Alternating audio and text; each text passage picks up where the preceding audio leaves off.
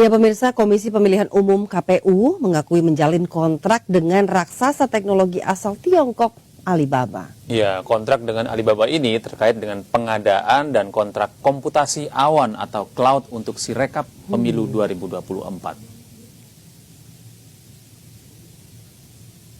Pengakuan KPU terkait kerjasama dengan Alibaba terungkap dalam sidang lanjutan sengketa informasi antara Yayasan Advokasi Hak Konstitusional atau Yakin dan KPU di Kantor Komisi Informasi Pusat atau KIP pada 13 Maret 2024 di Jakarta. Perwakilan KPU, Lukman Hakim, mengakui adanya kontrak pengadaan yang dilakukan KPU dengan Alibaba. Hal itu disampaikan saat Lukman menjawab pertanyaan Ketua Majelis KIP Syawaludin. Diketahui kontrak antara KPU dan Alibaba merupakan salah satu informasi yang sebelumnya dimohonkan oleh pihak Yakin ke KPU untuk dibuka ke publik. Namun karena KPU tidak memberi jawaban yang memuaskan, pihak Yakin akhirnya menyengketakan KPU ke KIP.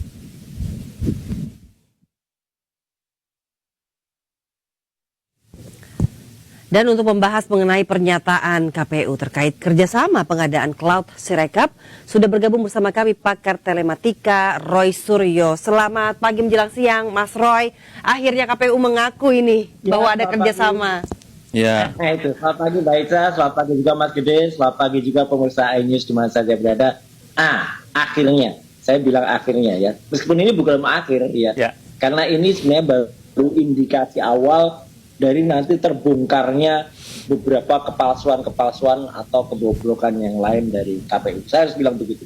Ya kenapa? Karena ini sebenarnya statement ini sudah saya keluarkan lebih kurang sebulan yang lalu ya. Jadi ketika waktu itu saya menemukan adanya IP atau Internet Protocol Address ya, ketika situs Sirekap ini diletakkan di alibaba.com atau tepatnya di Alien Computing yang ada di Singapura. Teman-teman pakar lain bahkan ada yang menemukan salah satu subsidiarisnya ada di Prancis, ada di Tiongkok, dan lain sebagainya. Kenapa ini penting?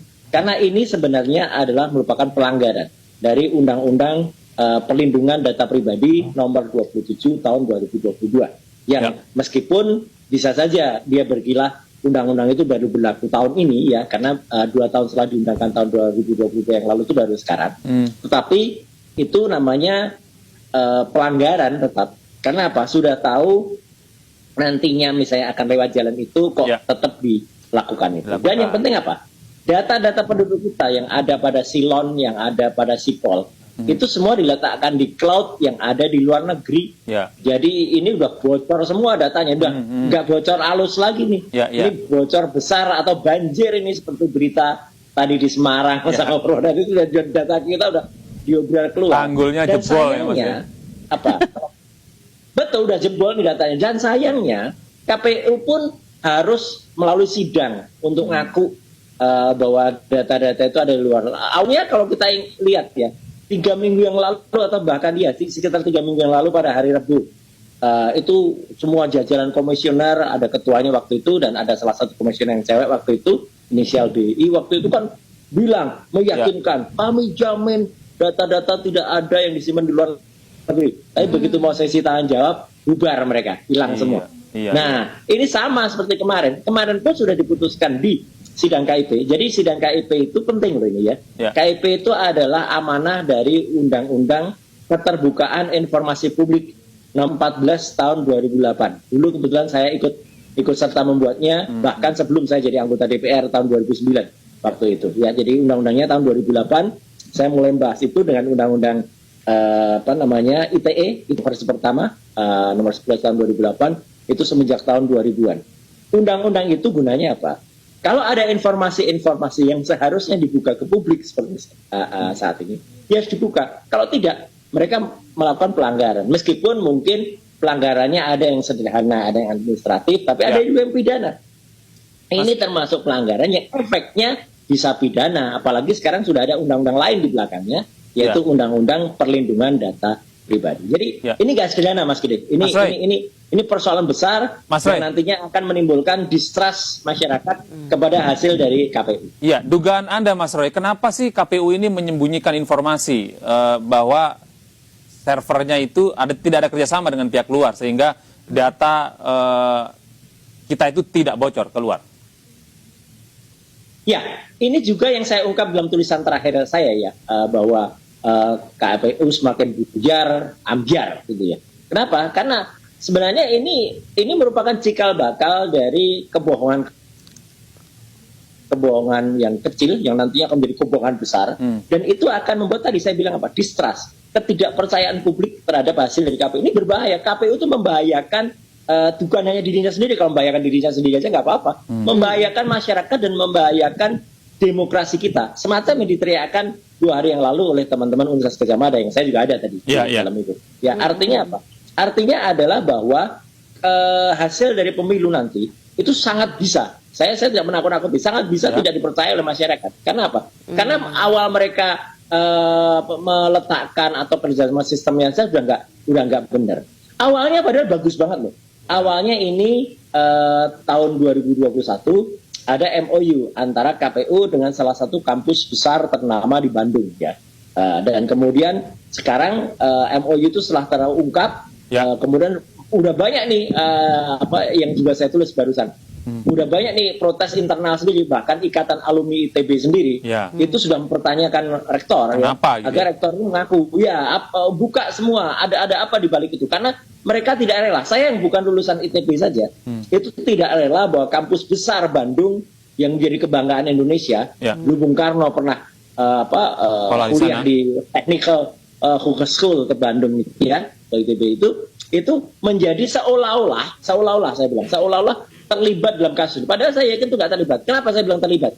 Kalau kita ikuti diskusi-diskusi di iNews, di Sindo, di MNC dan sebagainya, kan sering banget ada hal teknis, misalnya partai yang tiba-tiba ada yang partai tertentu yang melonjak besar, ada partai lain yang dikurangi suaranya, ada hilang Mas Gede dan juga Mbak Ica. Itu kan hal kayak gitu secara teknis itu nggak mungkin terjadi gitu loh. Itu nggak mungkin karena mesin itu is a machine. Machine is a machine. Dia hanya melakukan apa yang diperintahkan, meskipun dia pakai artificial intelligence gitu ya. Dia tidak mungkin berbuat curang kalau mesinnya. Tapi kalau ada orang, kalau ada oknum, nah ini yang kemudian terjadi. Nah, kenapa kemudian crucial cloud di Alibaba ini? Ini kan Mas Roy? Suaranya hilang, Mas Roy. Mas Roy? Aduh, suaranya terputus-putus ini Mas Roy. Hilang bahkan. Yang bisa kemudian digunakan untuk berbuat curang. Itu krusialnya, Mas. Gitu. Dan mereka tuh sebenarnya kemarin di sidang yang ada di KIP itu meskipun ngaku, tapi mereka tuh nggak mau buka loh. Iya, gitu. Gamblang begitu ya Mas Roy ya. Mungkin ini terakhir Mas Roy. Dengan adanya fakta yang disampaikan di persidangan bahwa memang ada kerjasama dengan server luar, dalam hal ini Alibaba begitu ya. Atau Alibaba. Kemudian apa dampaknya terhadap pemilu kita di tahun 2024 ini, dan ketika nanti ada pemenangnya sudah secara legitimate ada begitu ya, apa nih dampaknya nih Mas Roy?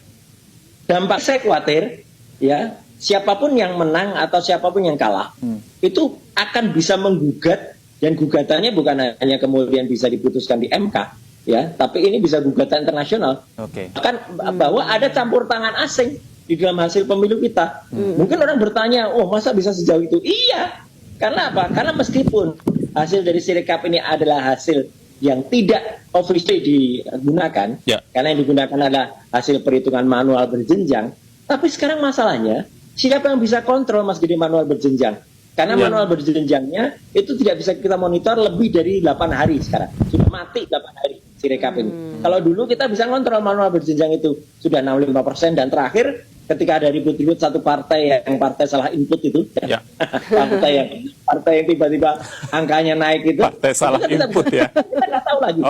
Berapa persen posisi partai salah input itu, ya kan gitu. Kan itu kan bisa tiba-tiba sudah di atas parliamentary threshold. Nah, udah ini akan sangat membuka peluang, dan tidak boleh kemudian nanti MK menolak laporan yang gugatan yang jauh lebih besar daripada hal yang seharusnya. Kenapa? Ini jelas kalau sudah ada intervensi asing saya sebut sudah ada intervensi asing semacam ini.